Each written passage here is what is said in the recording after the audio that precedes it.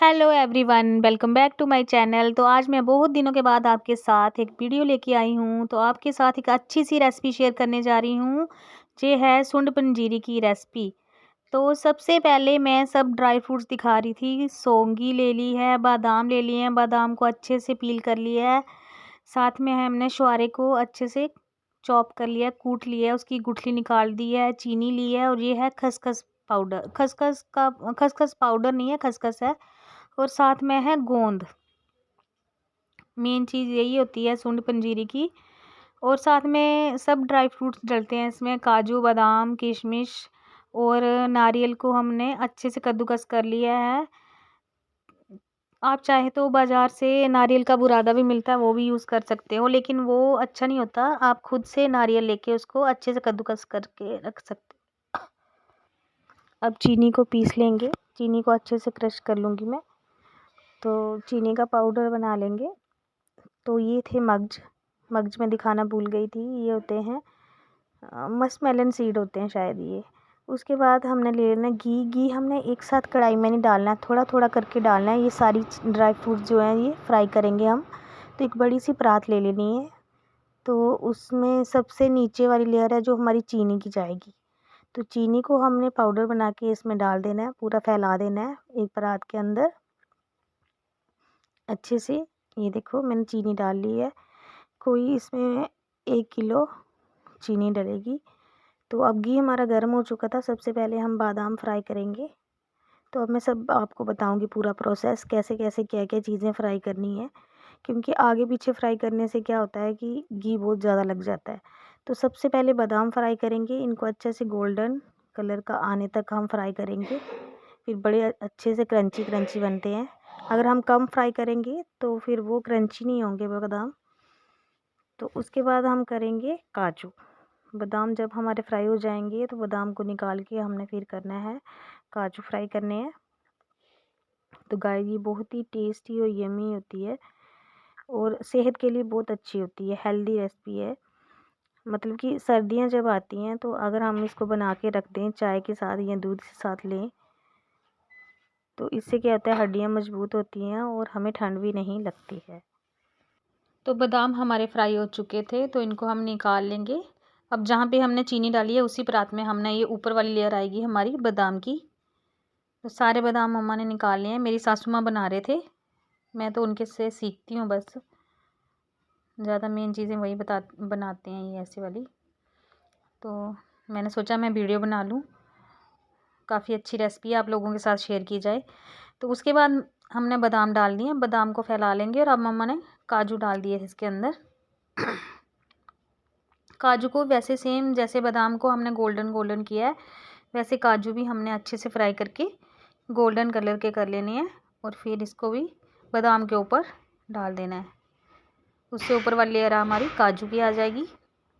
काजू हो चुके थे, बीच में मम्मी को लग रहे थे कि बाइट बाइट दिख रहे हैं, ये शायद कम हुए हैं क्योंकि 2-3 टाइप के काजू थे, अलग अलग पैकेट थे ना, तो कुछ डिब्बे में थे तो मम्मी ने निकाल लिए, अब हो चुके थे ये।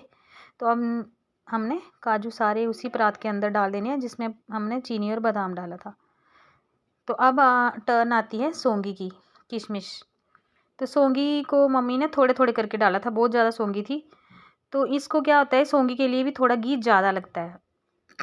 तो सौंगी क्या होती है ना, घी में फूल जाती है बिल्कुल एकदम से, जैसे ग्रेप्स होते हैं ना, ग्रेप्स गोल गोल बिल्कुल फूले हुए, वैसे वैसे सौंगी जैसे घी में गर्म होती जाएगी, ये देखो फूलती जाएगी किस तरह से, देखो। तो जैसे ये फूलेगी मम्मा इनको निकाल लेंगे, क्योंकि फिर ये ज़्यादा अगर कर लेना तो फिर ये भुन जाती है, ज़्यादा ब्लैक कलर की हो जाएगी, तो इसलिए मम्मी ने अभी अभी निकाल दिया। और अब काजू की लेयर के ऊपर सौंगी की लेयर आ जाएगी। तो अब मम्मा ने सौंगी फ्राई कर ली थी, अब मम्मी ने डाल दी थी छुहारे।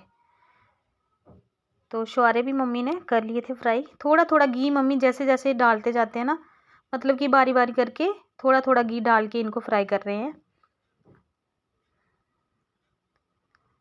तो छुहारे भी काफ़ी क्वांटिटी में थे तो इसलिए मम्मी ने थोड़े थोड़े करके ये भी फ्राई कर लिए हैं।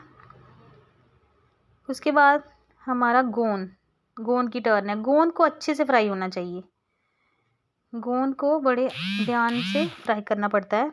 ये भी सौंगी की तरह ही फूलता है। तो मम्मी ने दोबारा से घी डाला था, घी वो वाला ख़त्म हो चुका था। तो अब मम्मा थोड़ा थोड़ा, गोंद सबसे ज़्यादा घी गोंद को लगता है, गोंद बहुत ज़्यादा घी पीते हैं फ्राई होने में। ये देखो मम्मा ने घी डाला और ये पता भी नहीं चलेगा, इसमें अब्जॉर्ब हो जाएगा सारा। तो अच्छे से इनको भी क्या करना है, हमने क्रिस्पी बना लेना है, बिल्कुल जैसे पॉपकॉर्न होते हैं ना वैसे फूलते हैं ये। तो मम्मी इसको बोल रहे थे कि अच्छे से लाल करना है, क्योंकि कभी कभी क्या होता है कि सोन पंजीरी डाल के जब दूध बनाते हैं ना तो दूध हमारा फट जाता है अगर गोंद कच्चा रह जाए तो गोंद भी हमारा लगभग फ्राई हो चुका था। अब मम्मी निकालेंगे इसको थोड़ा थोड़ा करके, काफ़ी क्वांटिटी थी गोंद की भी। तो मम्मी फ्राई कर रहे हैं। अब थोड़ा सा घी बचा था तो मम्मी ने क्या किया, उसमें नारियल डाल दिया।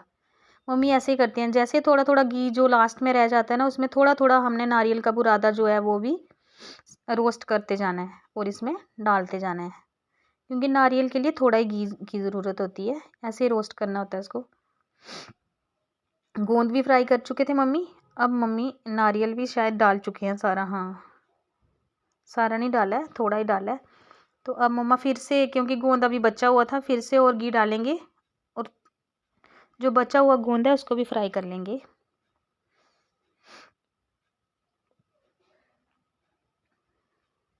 अब मम्मी गोंद फ्राई कर चुके थे सारा, तो अब इसके बाद आ गई मगज की बारी। जो मगज थे उनको भी फ्राई कर लेंगे, उनको भी सेम प्रोसेस से गोल्डन होने तक फ्राई करेंगे और फिर इसमें निकालेंगे। बस हमारी सारी चीज़ें लगभग फ्राई हो चुकी हैं। तो लास्ट में रहता है एक चीज़ बताना, मैं मेन इंग्रेडिएंट जो होता है इसमें होता है सौंठ पाउडर। सौंठ पाउडर भी मम्मा इसके बाद फ्राई करेंगे। जो होता है ना सूखा हुआ जिंजर शायद होता है, जो सूखा हुआ जिंजर का पाउडर होता है सौंठ पाउडर, तो वो अब मम्मी फ्राई करेंगे। मगज भी हो चुके थे और मम्मी ने डाल दिए थे उसी परात के अंदर, और इनको फैला लेंगे अच्छे से।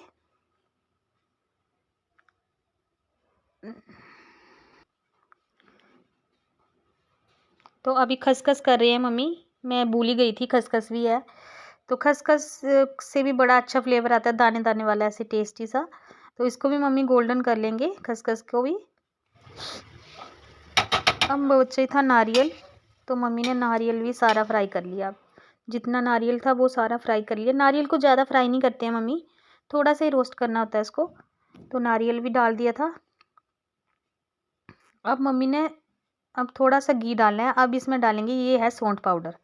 हाँ ये देखो थोड़ा पुराना बचा था सौंठ पाउडर, वो भी मम्मी ने डाल दिया। और अब थोड़ा मम्मा ने नया पीस के, मम्मी पाउडर का वो नहीं लाते, पाउडर नहीं लाते, घर में पीसते हैं ये। तो ये देखो मम्मी ने सौंठ पाउडर डाला है और इसको भी अच्छे से पका लेंगे मम्मा।